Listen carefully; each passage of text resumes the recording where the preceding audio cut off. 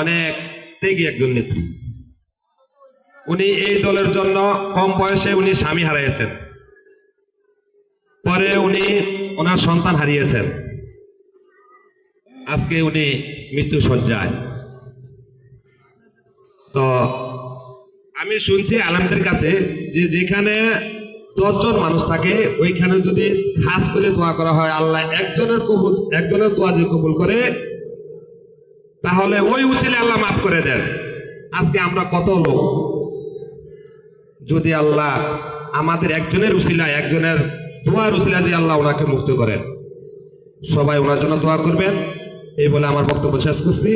আসসালামু আলাইকুম। এই ঠান্ডা আবহাওয়ায় বিসমিল্লাহির রহমানির রহিম।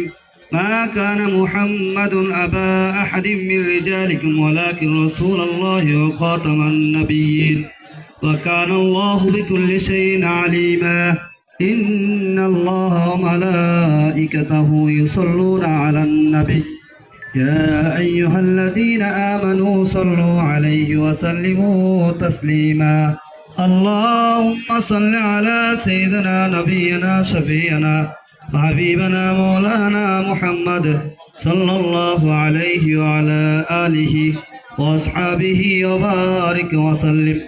اللهم صل على سيدنا ونبينا شفيعنا حبيبنا مولانا محمد صلى الله عليه وعلى آله وأصحابه وبارك وسلم. ما تم من صلى الله على محمد صلى الله عليه وسلم.